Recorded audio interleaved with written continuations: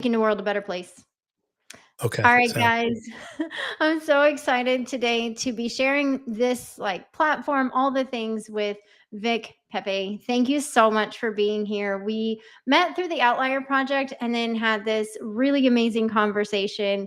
And I fell in love with part of your journey. Of course, you have a phenomenal history with working with musicians and artists like Alice Cooper, and so it's just to see where you've been and where you are is really unique. But also, your podcast, 10,000 Miles, is just all built on people, that have this idea of success and they realize that it's not this straight and narrow line. It's literally like people make it look easy on the outside, but you dive in real deep and figure out, okay, what is it that actually got you to where you are? And it's those conversations that I think, especially in the world we live in, it's more real, it's authentic, and is really what we need. So I'm grateful to have you here and thank you. Hey, thank you. I'm grateful to be here. It's nice to talk to you again. Yeah. So, okay. So, first, tell us a little bit about you. And, you started in the music world. How'd that go? And let's start there. Yeah, sure. Vic Pepe. I started playing guitar at 12 years old, and my cousin had a guitar she didn't want anymore, and she gave it to me, and then I just started playing, and then I took some group lessons, and led to another level of group lessons, and then I don't know, when I started, eighth, ninth grade, I met some other guys in school that played, and of course, you put together the garage band, and we did that, and I loved it. And Candace, funny story. My brother just sent me these boxes of things that were at my parents' house, and my mother passed in 2001, and my dad in 2008.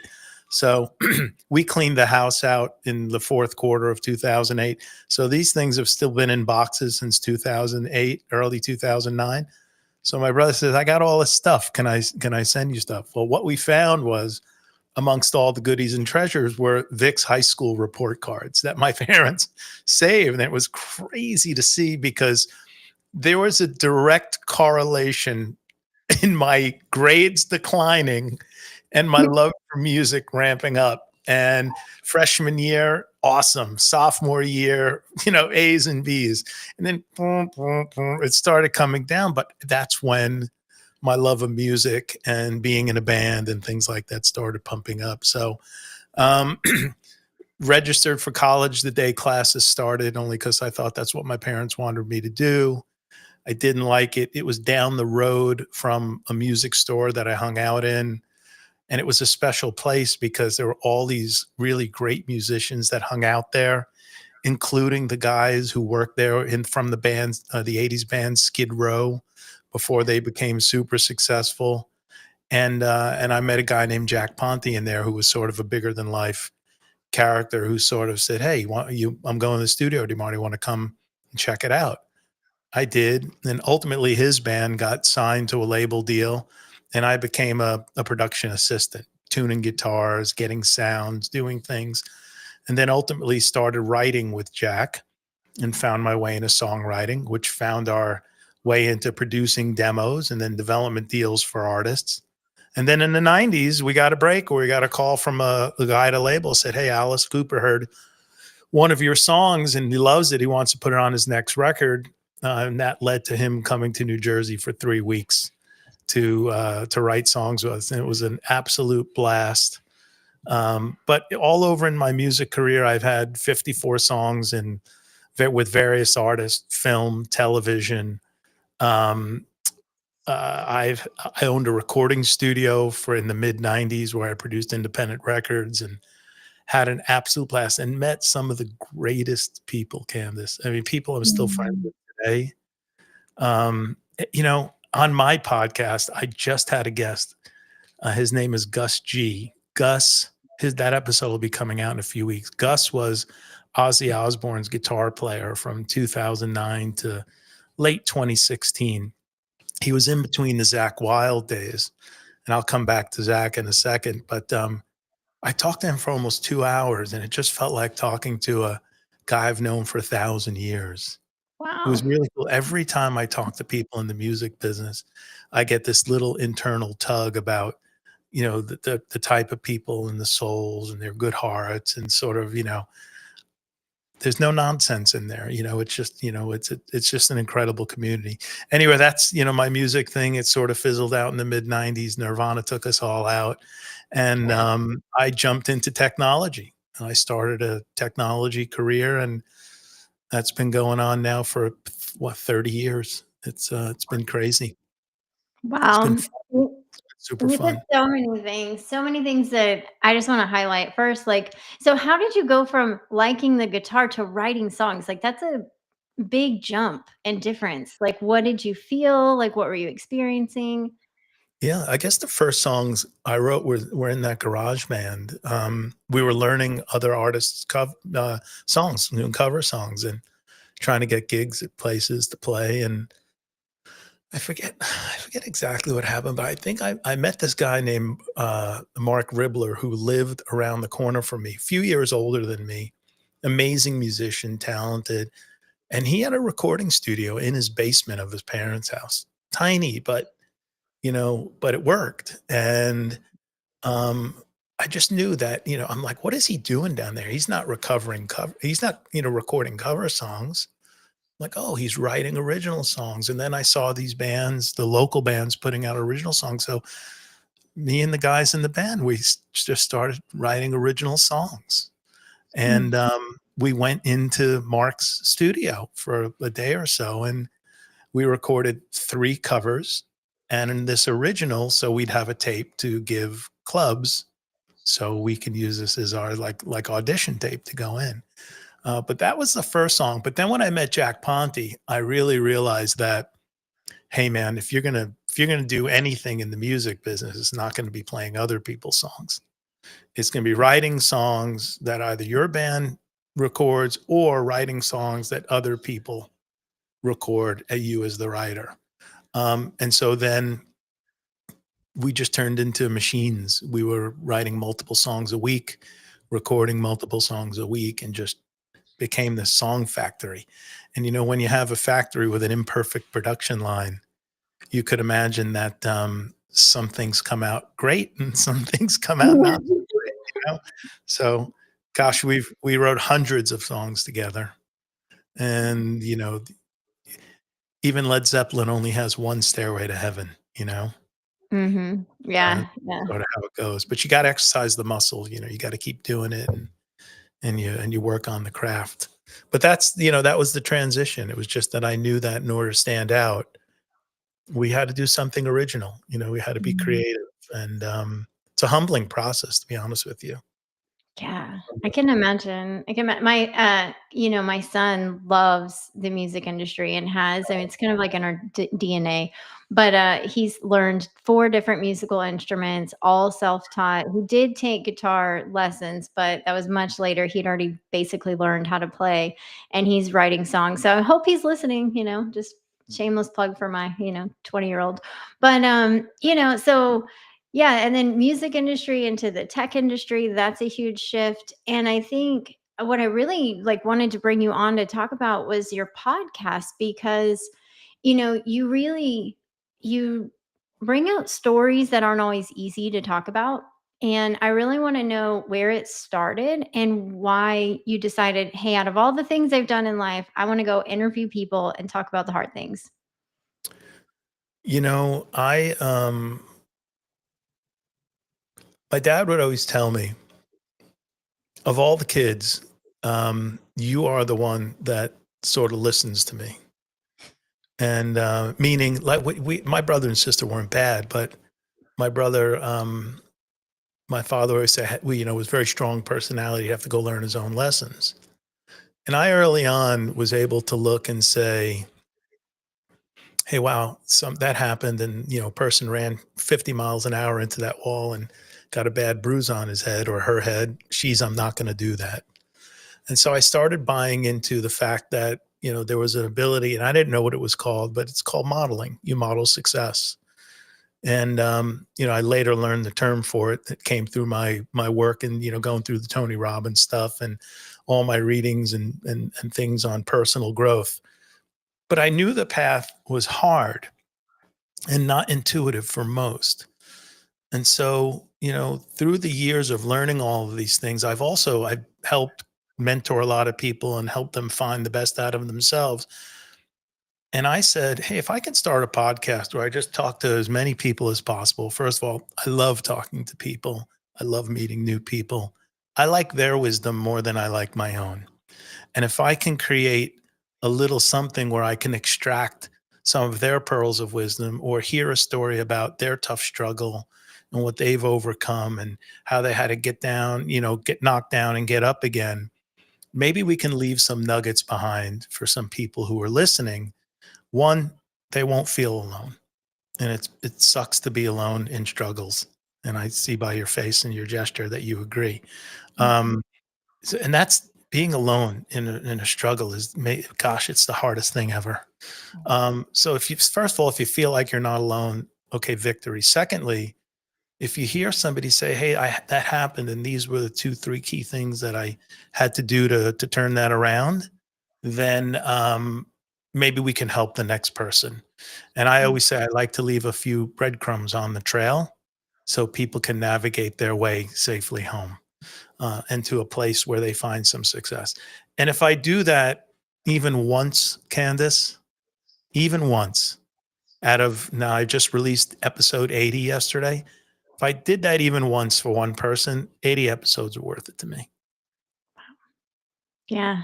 Well, because it takes a lot of work and you do all the editing and you like make it sound amazing, but also it's just the stories. Like started listening to your podcast first on Apple and then I realized like you also have YouTube. So I'm like, okay, well, both are great. Yeah, Um, and I love Rich. You just had Rich on from The Outlier and his story, he's it's just great. really remarkable and he's funny and you and I have had a conversation. Yeah, And so it's amazing how you can see potential in just about anyone.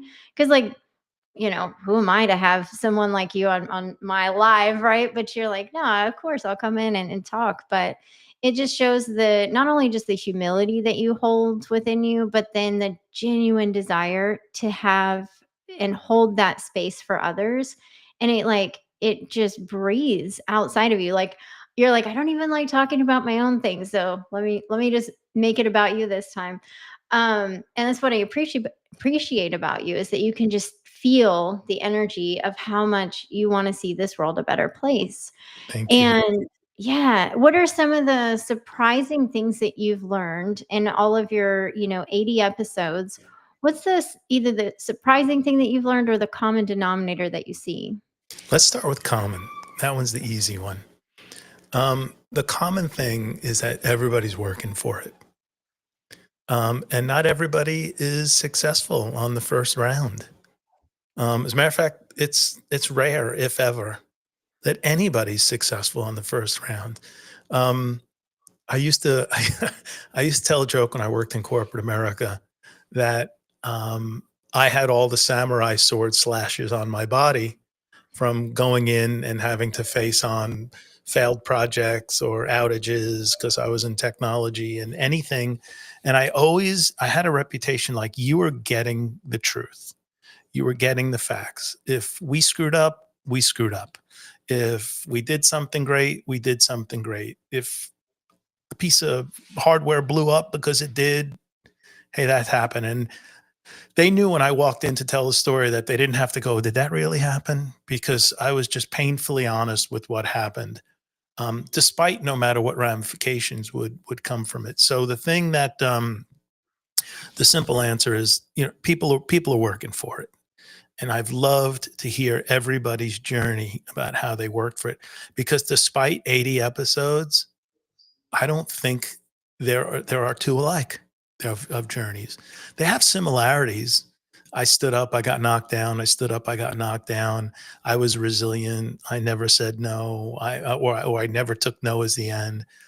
But they all look so different, Candace. And for me, every time I hear of another story of perseverance coming at from yet another angle I didn't even know existed, my jaw hurts for 2 hours after the episode from smiling so hard. Mm. I'm just like, man, it's just so possible it's mindset. It's a mindset, but the roads are different. That's the most common and probably the least surprising. The most surprising thing, boy, that's a hard one. There have been so many, stories inside the story. I had a guy on named Mike Tesler, and I guess this is not a like a deep revelation, but I thought he sold his company for $100 million. And I met him at a conference, and he gave a keynote, and he was unbelievable. And I met him at the Sundance Resort in Sundance, Utah, and we were in this bar there called the Owl Bar, which if you've ever been there, it's this cool little woody, like legacy, amazing place. I start talking to Mike and I asked him if he'd come on. He was gracious and said yes. It was during the episode that I realized that he sold his company for 1.94 billion. And so Oh, I'm like, wow, I got a guy who's made things happen here. He took the company public and ultimately sold it to Cisco for $1.94 billion. And I'm like, man, and his perspective still, he was still inquisitive. He was still interested in learning. He's like that journey just never ended for him. And you would think, I don't know what of that he got to keep, but I'm sure he's set. And but he's still, I was just surprised for a guy like that I was like, okay, we did that. Let's just keep learning. Let's just keep going. I'm still me. Everybody's still them. So it really gave me another perspective about your journey. I meet so many people that think there's this race to the end and then you stop and you retire and poof, and everything just changes. Boy, it doesn't have to be that way. yeah. And I used to think that way too, Candace. When I worked in the big finance in the banks, it was such a grind that I was like, 8 more years, 7 more years. Like I just used to think like, how am I going to make it? And then Yeah. everything's going to stop. And then one day I realized, yeah, wouldn't it be cool if I was able to just not work on Fridays? Like that was step one. Like, and even start Friday afternoon. Like, just mark my calendar out. Use it as optional. Call audibles. If I have to do something great, but largely, keep that for thinking time or getting into a weekend. And then I thought, well, that would be good. And then maybe the next phase would be Fridays are off limits. And maybe the next day would be I only work Monday mornings, Tuesday, Wednesday, Thursday, Fridays off limits. And then maybe I peel back Monday afternoon. So there's this retraction where, and also while you're doing that in time, my vision is you're picking your spots really much more selectively. And Mhm. through all the 80 episodes, there are people who have sold their companies and moved on. I think that's been the biggest surprise is that this thing I thought was unique to me is not. It's a way, it's a process. And you can look at your life as not this race to the brick wall, but this parachute glide down to a safe spot where you land and you're drifting in air and the world starts getting smaller and you bring it down until you land where you want to land. And then at that point, you just become a servant. You just Mm. focus all your energy on helping people. Rich said in his episode, which I just saw a little short on it, and my son does all the shorts editing, where he said, your job is to help your kids. And, if you don't have kids, it's to help the next generation or both, or I should say, and both. Um, but really helping the next wave of people coming up get to spots that surpass where you are. I mean, that's the payback. That's the payback. It's not in personal collection of money and things. I guess it's what kind of difference did you make? Did you impact even one person's life? I think I said to Rich, I said we were talking a little deeply about how to solve lots of problems in the world, whether it be hunger or poverty or opportunity or whatever it may look like. Those three are certainly big. I said, wouldn't it be amazing if everybody just had to pick one person? You don't need a movement to go help thousands. While some do. I just read an article about the YouTuber Mr. Beast talking about how many people he's going to feed, right? Mhm. Yeah. freaking amazing, right? That he's got the money and the resources and the time and the heart and the spirit to do that. Could you imagine if everybody just looked at just one person? Everybody had to do it though. Yeah. That means not only would be potentially Candace, I'd be picking you, but you might be picking me or my neighbor, Mhm. and then my neighbor's picking me, right? So we've all got this coverage in this web, and it doesn't take more than just picking a person. Mm. All it takes, pick one, just one.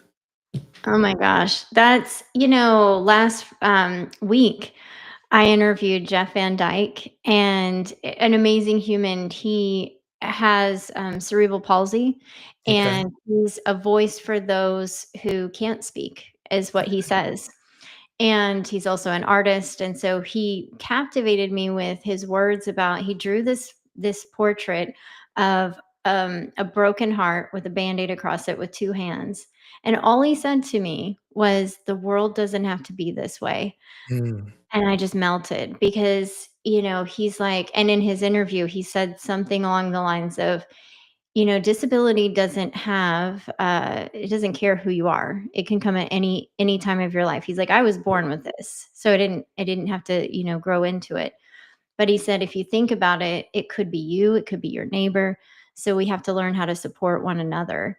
And he doesn't even, he's so dedicated to helping other people that, he's like, yeah, I might have my struggles, but what about the person who can't verbally speak right now because yeah. they have the same condition? I have to advocate for them. What about the person in the wheelchair who's non-mobile? How can Yeah, I advocate for them? So, you hear stories like what Rich was saying and Jeff was saying, and you're like, yeah, the world could literally be a different place, yeah, and I think about that often, especially with the work that I do. I'm so present to understanding that we have just lost that inner connection. And if we can come back to it, we wouldn't see all of the things that we have going on. There's just no possible way. And I think what I'm hearing you say is like, we have such a great choice, and it really only takes one action, one person. You were telling me an incredible story that I won't share details on, but it was just like hearing how of service you and this community are to people that you care about. It's like that's what I want to see on the news more often, is how yeah. we're coming together, because we sure do get fed all the other stuff, but we don't hear these hero stories, and they shouldn't even be hero stories, right? They're just humans being Everyday kind. stories. Yeah. It's for decades. I had a friend who said, this was over 30 years ago, and I remember vividly where I was and who said it to me. But a friend said, I'm so sick of the news. I think we should start a news station and call it the Good News News. And I said, yeah. I said, that'll get about one viewer because it's just not tragic enough. I said, there's something weird going on in the soul of humans. It's global. It's not just America. It's somehow our attention span and every, well, let me finish the sentence. Our attention span is far more attracted to chaos than it is to serenity. Mm, Um, it invokes much more emotion. There's a whole level of psychology behind it that I'm not degreed or equipped to really discuss. yeah. But the marketers, the companies, I mean, they have these PhDs on staff to drive behavior for clicks in our world now, or marketing impressions, which was yesterday's term, and they drive it's money and it's power. My friend Tony says to me, when people realize that the extra mile is only a millimeter, then their world changes.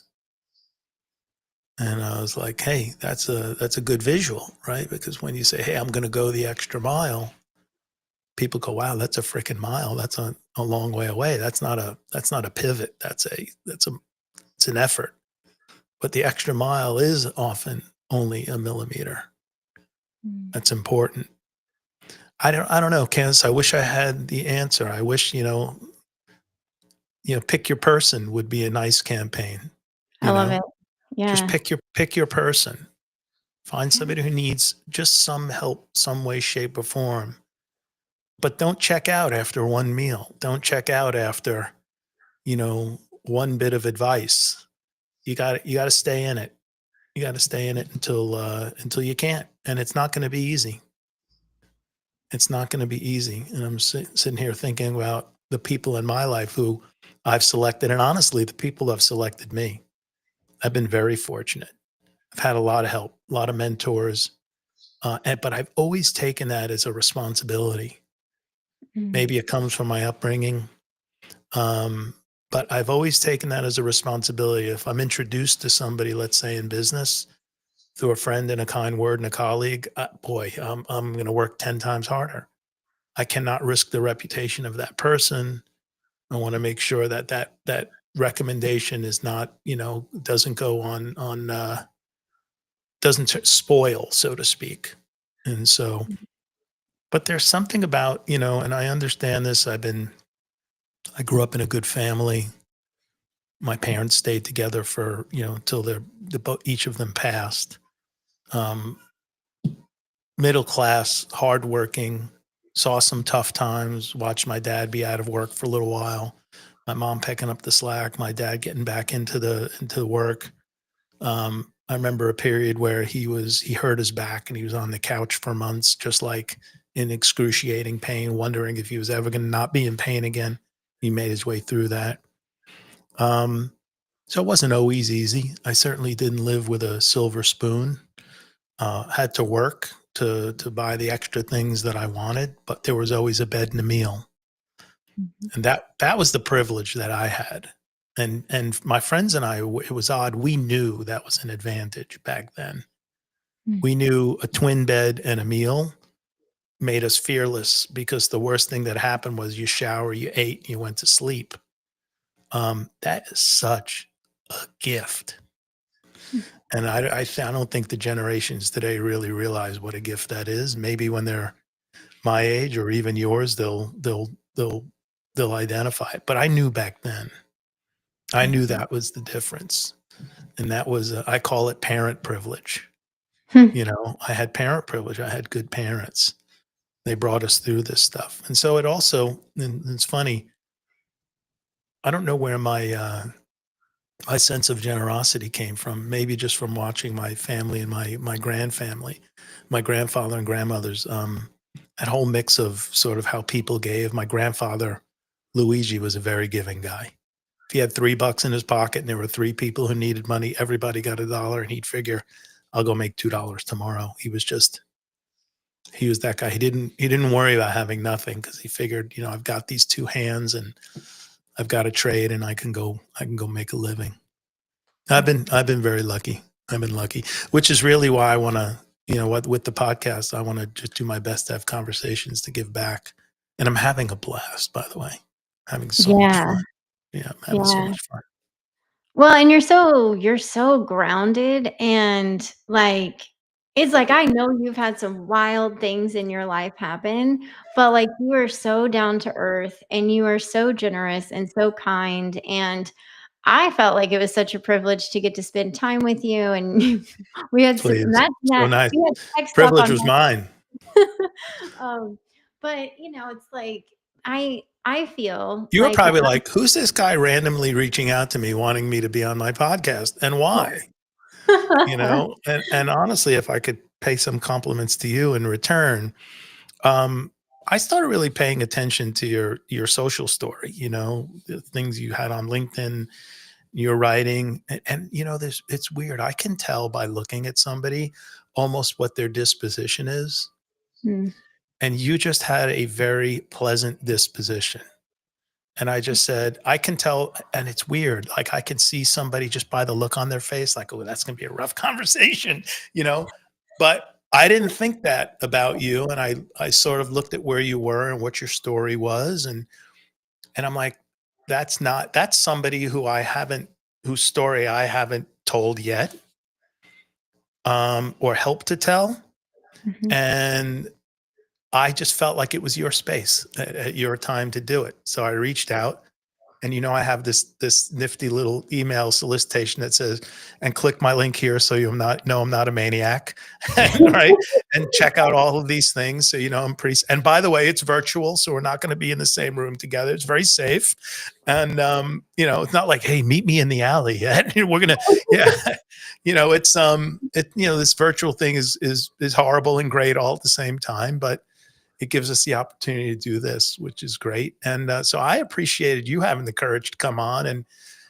And honestly, I'm looking forward to recording our real episode because, and I want to leak this out a little bit, and because I'm kind of proud of it, to be honest with you, I really am. Candace and I got together for a 15-minute intro. We introduced ourselves and we set up a podcast. And we recorded through, and we were struggling through some technical difficulties that day, which elongated the process a little bit, but it was fine. Like, I've been in technology for decades. This is what I'm used to for 30 years, right? It happens. Meanwhile, Cancer is like, "Can't believe you have so much patience." I'm like, "Patience?" I go, you have no idea what I put up with in the last 30 years. This is easy stuff. But the platform I use requires a post recording upload, right? So we had to sit around for a little while that was happening. It was my favorite part of the day. Oh, That thank day, like, you. we had such a real, authentic, and great conversation in the 45 minutes after the episode, and it stayed with me for days. It really did. I was like, "Man, that was so real." And so I sent Candace a note and I said, "Hey, I'm editing the episode, and it's a B plus. I never give myself an A unless it's an A plus plus plus." I said, "But I can't help but really continually recall the conversation we had after the podcast episode. That was an A plus plus plus plus. Would you mind re-recording with me? Because that's my job, is to make that happen." And you were gracious enough to say yes. And we have it on the books. It's scheduled, and I'm looking forward to it because, listen, we're going to note between the two chats, this chat today, like, it's going to be old friends. That's what I try to accomplish on these podcasts. Sometimes it takes an episode or two. Sometimes it happens right away. But for us, Candace, it happened post the episode. That's when our stories really connected. And I thought it was great. And I'm really looking forward to having you back for sure. Wow. I appreciate it and take it as such an honor because I mean, I think the whole world knows it was my side that was having tech issues, but we have since then figured it out. And I will say, Vic was like showing me how to understand why it wasn't working, which was, I mean, that was invaluable. I even nerdily sent him, I was like, look, I have Yeah. a Good old speed test, right? Yeah. But anyways, well, I appreciate your time today. And the last thing that I always ask everybody that comes on here, and you've said already so many things that you could leave with, but what's the one message that you hope the world hears today for anybody that's listening? Hmm. Well, we have more in common than we do have differences. And your life is what you focus on. If you wake up in the morning and you put your feet on the floor and say, my toe hurts, my back hurts, the universe is out to get me, I don't have enough money, not enough people love me, I'm going to be angry at the world. Imagine, just with that pre-frame, what your day is going to be like. And I'm not discounting people have real legitimate struggles. I get it. Fortunately, I don't wake up with toe and back pain. I've got a handful of people that love me, right? And I feel like I have a purpose. I'm very blessed. I'm very lucky. But for those who may not yet be in that, and that doesn't mean I don't wake up with bad days, by the way. There are days I wake up and my back hurts, and the people who love me are mad at me, and and these things happen to everybody. But find something great to focus on that's not you. Right? Find something great to focus on that's not you, because let me tell you something, there's no better gift in this universe, in this world, than raising somebody else. You will rise 5 times higher by raising somebody else than you will by going me, raise myself. And I'll leave you with this. You raise yourself by raising others. EOM, end of message. EOM. I love it. That was so beautiful and just speaks again to your your heart and your heart of service. And we just need to all take that in and really duplicate that effort because it's so easy.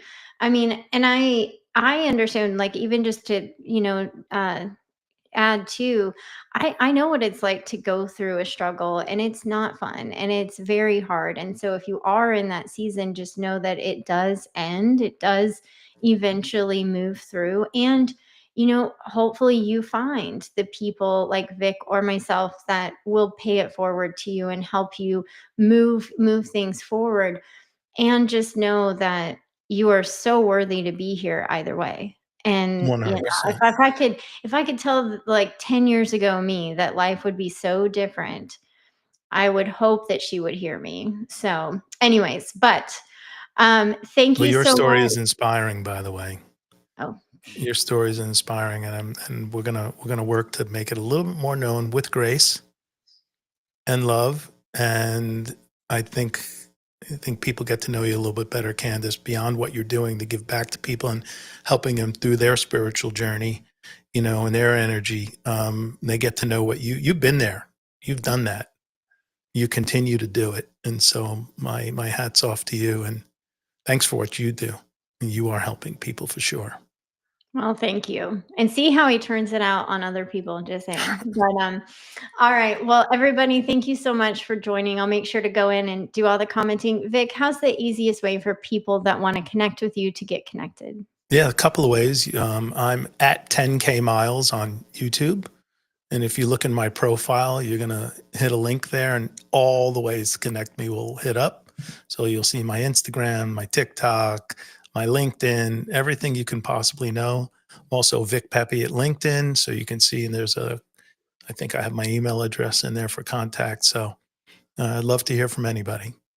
Awesome. Love to chat.